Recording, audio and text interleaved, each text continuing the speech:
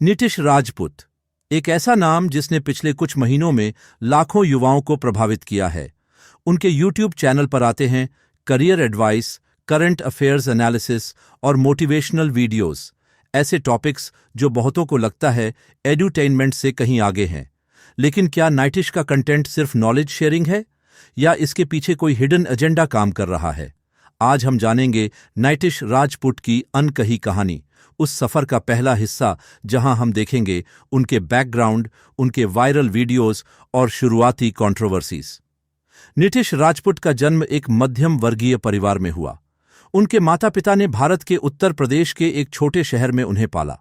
BTech तक की पढ़ाई पूरी करने के बाद नीतीश एक आईटी जॉब में जुड़े, लेकिन उनके अंदर हमेशा से था एक ड्रीम, दुनिया को कुछ नया बताने का, लोगों को मोटिवेट करने का। 2019 में उन्होंने शुरू किया अपना YouTube channel Nitish Rajput official. शुरुआत में उनके वीडियो थे बस क्विज प्रश्न, जीके फैक्ट्स और जॉब प्रिपरेशन टिप्स। धीरे धीरे उनकी सब्सक्राइबर्स बढ़ने लगे जब उन्होंने जोड़े मोटिवेशनल स्पीचेस, करियर गाइडेंस और करंट अफेयर्स ब्रेकडाउन्स। उनका पहला हिट वीडियो था यूपीएससी पेपर एनालिसिस 2020, सबसे आसान पेपर।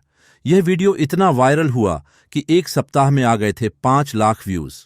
फिर आए एसएससी सीजीएल टिप्स, लेटेस्ट सरकारी स्कीम्स एक्सप्लेन्ड और how to crack bank PO in 30 days.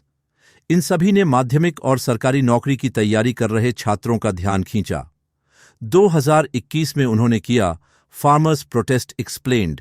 ये पहला ऐसा वीडियो था जिसमें नीतीश ने पॉलिटिकल कमेंटरी किया। ये वीडियो 1 मिलियन व्यूज पार कर गया और अचानक नीतीश अपनी पहचान बनाने लगा पॉलिटिकल कमेंटेटर के रूप में। नीतीश राजपूत का कंटेंट दिखता है शिक्षात्मक।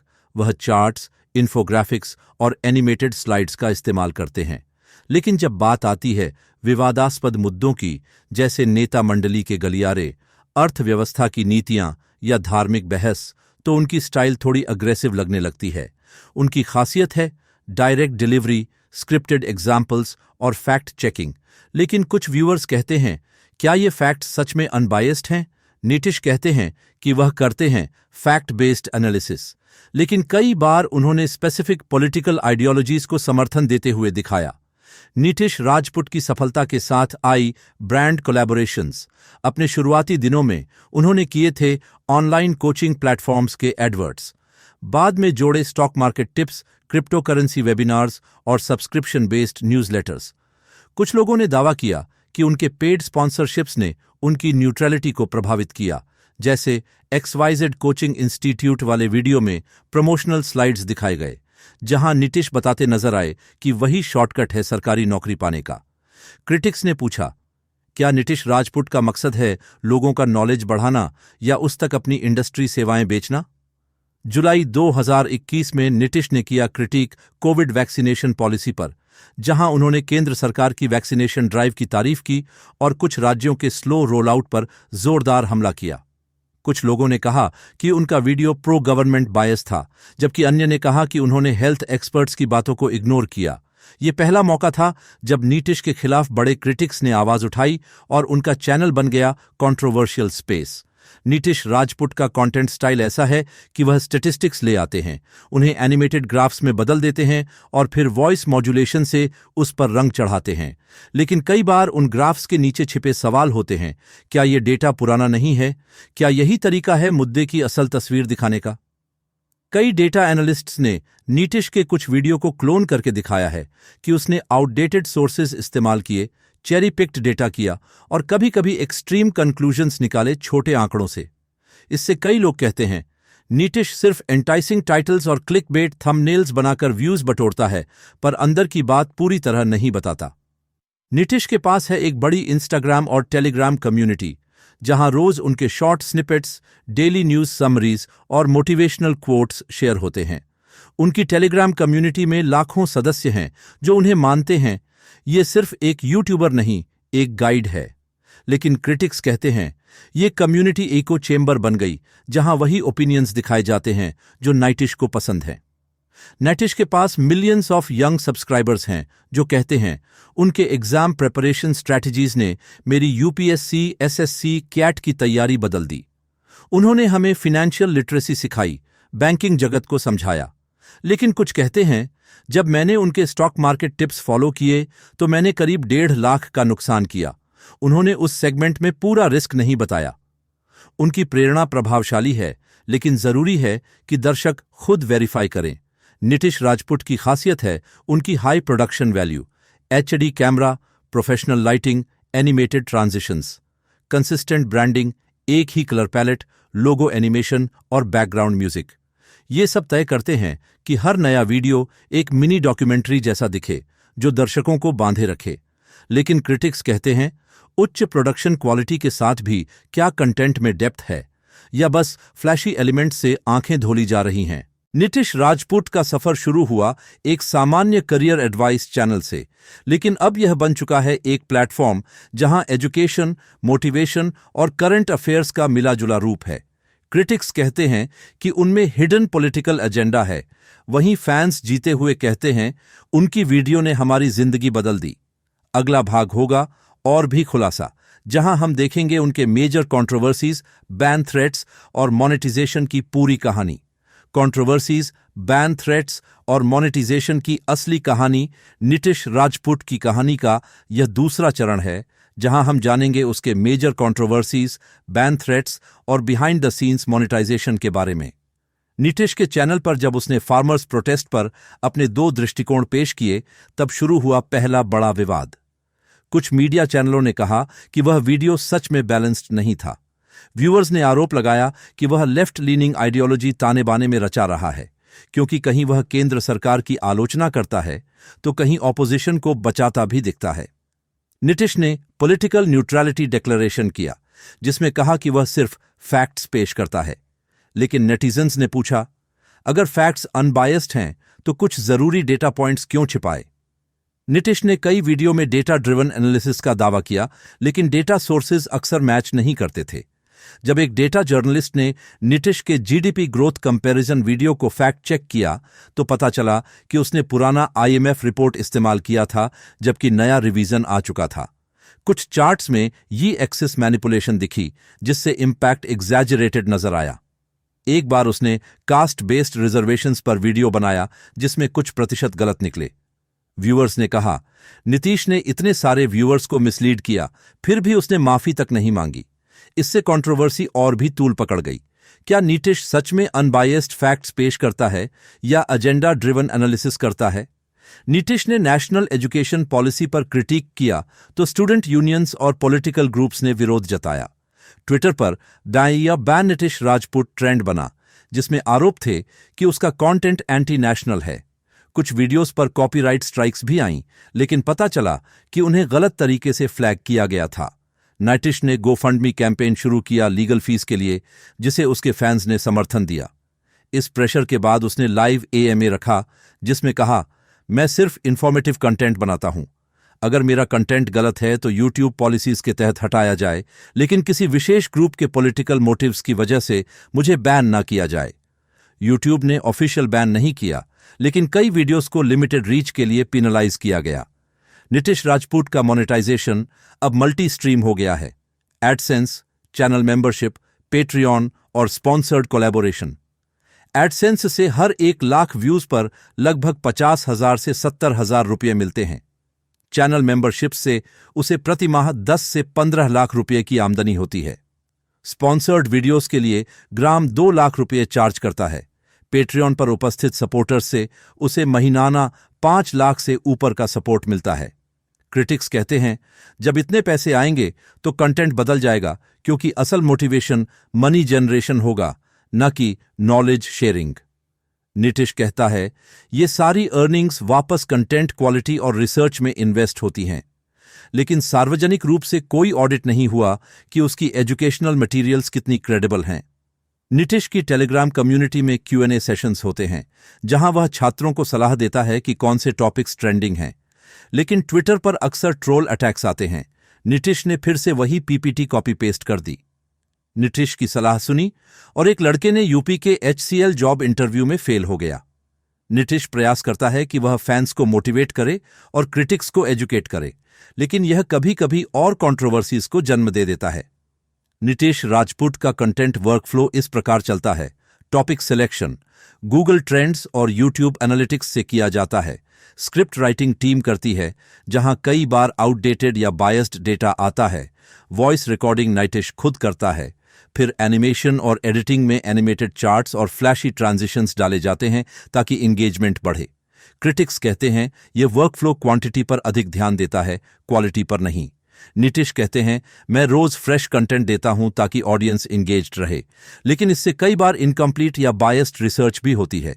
नीतीश राजपूत ने कई बार कंट्रोवर्शियल टॉपिक्स चुने, जैसे सीएए, एनआरसी, युवा राजनीति, एलिगेशंस अगेंस्ट पब्लिक फिगर्स। इनसे हैनन विरोधियों ने उन पर आरोप लगाए कि वह एजेंडा ड्राइवन कमेंट्री करता है। जब उसने सीएए, एनआरसी पर आलोचना की तो राइट विंग ग्रुप्स ने कहा यह वीडियो एंटी नेशनल है। कई धार्मिक समूह नाराज हुए। इससे उसके चैनल पर लगभग 50,000 सब्सक्राइबर्स का ड्रॉप हुआ और डिसलाइक काउंट स्पाइक हुआ।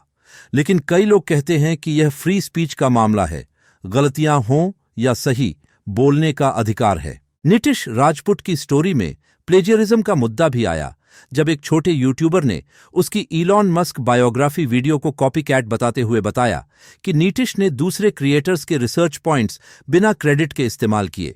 नीतीश कहते हैं मेरा primary source public domain information है, जिस पर कॉपीराइट नहीं होता। क्रिटिक्स कहते हैं कि पब्लिक डोमेन इन्फो भी रिफ्रेज करना चाहिए था, न कि वर्बेटिम कॉपी पेस्ट। इससे उसकी क्रेडिबिलिटी पर सवाल उठे। जब से ध्रुव रथी और नीतीश हाल ही में लोकप्रिय हुए, दोनों के बीच फैंस कंपैरिजन की दौड़ लगाई। ध्रुव रथी अपना कंटेंट कॉन्स्पिरेसी थ्योरीज और डीप पॉलिटिकल एनालिसिस पर केंद्रित करता है, जबकि Nitish Rajput career advice edutainment style में चलता है, लेकिन राजनीति में कदम बढ़ा चुका है। फैंस कहते हैं ध्रुव ज्यादा बैलेंस्ड कंटेंट देता है। नीतीश का जवाब है मैं अपनी ऑडियंस के लिए बनाता हूं कंटेंट जो उन्हें मोटिवेट और इन्फॉर्म करे। लेकिन डिबेट जारी है। ध्रुव की तरह क्या नीतीश वेटेड सोर्सेज यूज करता है या सिर्फ वायरल टॉपिक्स चेस करता है? नीतीश राजपूत की टीम रिसर्च करती है, लेकिन कई बार आउटडेटेड सोर्सेज या चेरी पिक डेटा से काम चलता है। चले प्राथमिक रिसर्च स्टेज से प्रोडक्शन तक का पूरा प्रोसेस, इसमें नीतीश के लिए क्वांटिटी और एंगेजमेंट ज्यादा जरूरी लगता है, बजाय डीप अनबायस्ड रिसर्च के। कुल मिलाकर पार्ट 2 में हमने देखा कि नीतीश अपने कंट्रोवर्सीज को कैसे मैनेज करता है, बैन थ्रेट्स का सामना कैसे करता है और मोनेटाइजेशन के जरिए रेवेन्यू कैसे जनरेट करता है। आगे जानेंगे उसके फ्यूचर प्लान्स, अलायंसेज और अंतिम वर्डिक्ट कि वह हीरो है या हिडन एजेंडा। भविष्य, अलीजेंसेज और आखिरी वर्डिक्ट नीतीश राजपूत की कहानी का आखिरी चरण है, जहां हम जानेंगे उसके फ्यूचर प्लान्स, उसके पॉलिटिकल और आइडियोलॉजिकल अलीजेंसेस का सच और अंतिम वर्डिक्ट कि वह हीरो है या हिडन एजेंडा। नीतीश ने अप्रैल 2023 में अनाउंस किया था कि वह एडुटेनमेंट से आगे बढ़ना चाहता है। उसके फ्यूचर प्लान्स में शामिल हैं एक पॉडकास्ट सीरीज शुरू करना, जहां वह बड़े पॉलिटिशियंस, इकोनॉमिस्ट्स और सेलिब्रिटी एजुकेटर्स को इनवाइट करेगा ताकि गहराई से मुद्दों पर चर्चा हो सके। वह एक short form content platform develop करना चाहता है, जहां वह डेली न्यूज कैप्सूल्स और क्विक एग्जाम टिप्स 60 सेकंड में दे सके। इसके अलावा वह ई बुक और ऑनलाइन कोर्सेज लॉन्च करने का सोच रहा है, जिनका फोकस होगा Indian civil services preparation, career in tech और फाइनेंशियल लिटरेसी। कुछ लोग कहते हैं कि ये स्टेप्स जेन्युइन नॉलेज शेयरिंग के हैं, जबकि क्रिटिक्स कहते हैं कि ये सिर्फ मोनेटाइजेशन के नए जरिए हैं। नीतीश के पॉलिटिकल और आइडियोलॉजिकल अलीजेंसेस पर सवाल उठते रहे हैं। उसने कई वीडियो में गवर्नमेंट स्कीम्स की तारीफ की, जबकि कुछ वीडियोज में ऑपोजिशन पार्टीज को क्रिटिक भी किया, जिससे लगता है कि वह कभी लेफ्ट लीनिंग हो जाता है, कभी राइट लीनिंग। और जब उसने इलेक्शन टाइम में कैंडिडेट सिलेक्शन और रीजनल पॉलिटिक्स पर सलाह दी, तो क्रिटिक्स ने कहा कि वह इनडायरेक्टली किसी पॉलिटिकल ग्रुप की कैंपेनिंग कर रहा है। नीतीश खुद कहता है मैं सिर्फ फैक्ट बेस्ड एजुकेटर हूं, लेकिन नेटिजन्स कहते हैं कि उसकी आइडियोलॉजी स्पष्ट नहीं है, वह सिर्फ व्यूज जुटाने के लिए पोजीशन बदलता है।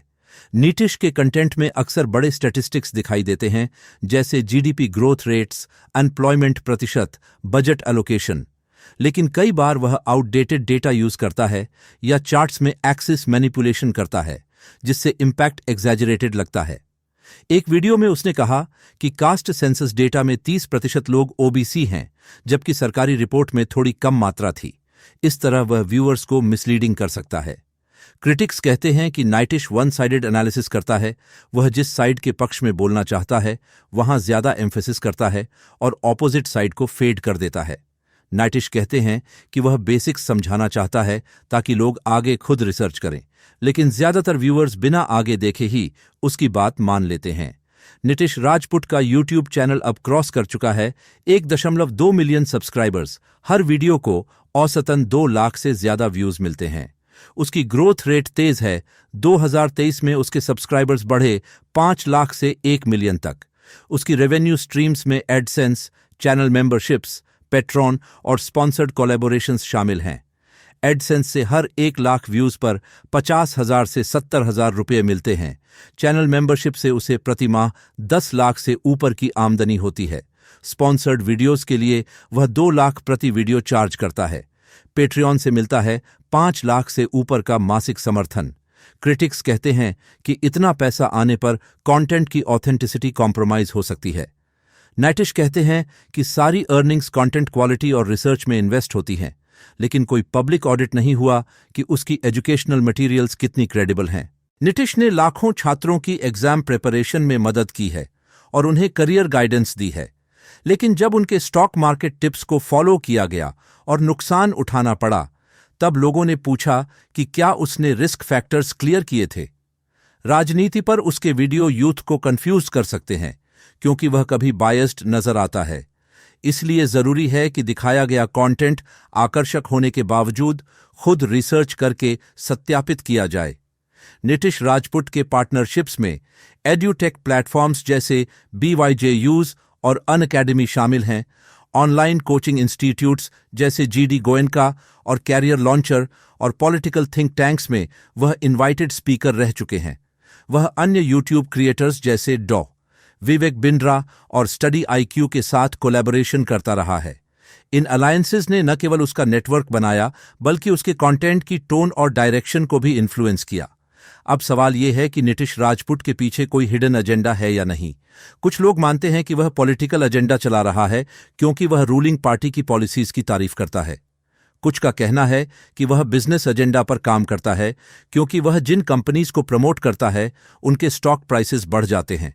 कुछ मानते हैं कि वह यूथ को कंज्यूमर कल्चर की ओर धकेल रहा है। नीतीश कहते हैं, मेरा एम नॉलेज शेयरिंग है, हिडन मोटिव नहीं। लेकिन कोई थर्ड पार्टी ऑडिट नहीं हुआ कि वह पूरी तरह इंडिपेंडेंट और अनबायस्ड है। नीतीश के वायरल वीडियोस अक्सर वही होते हैं जहां कंट्रोवर्सी या क्विक एग्जाम टिप्स का रिफ्रेन होता है, जबकि जो वीडियोस डीप रिसर्च वाले होते हैं उनकी व्यूज कम होती हैं। इसका मतलब है कि नीतीश वायरल ट्रेंड्स पर ज्यादा ध्यान देता है क्योंकि ये रेवेन्यू लाते हैं और इस वजह से वह इसकी ओर झुकता है। नीतीश राजपूत एक यूट्यूब एजुकेटर से कंट्रोवर्शियल फिगर बन गया है, जहां लोग उसे प्रेस करते हैं और क्रिटिसाइज भी करते हैं। हीरो कहें या हिडन एजेंडा, यह तय आपकी रिसर्च और समझ पर निर्भर करता है। एक बात साफ है कि उसकी इन्फ्लुएंस जितनी बड़ी है उतना ही जरूरी है कि दर्शक क्रिटिकली सोचे, फैक्ट्स वेरीफाई करे और खुद निर्णय ले कि वे नीतीश की बातों पर कितना भरोसा करते हैं। नीतीश राजपूत की कहानी यहीं खत्म नहीं होती, यह यूं ही आगे भी इवॉल्व होती रहेगी। यदि आप आज तक नीतीश की डॉक्यूमेंट्रीज पसंद करते आए हैं तो आगे भी ऐसे डीप ब्रेकडाउन्स के लिए द अनटोल्ड राइज को सब्सक्राइब करना न भूलें।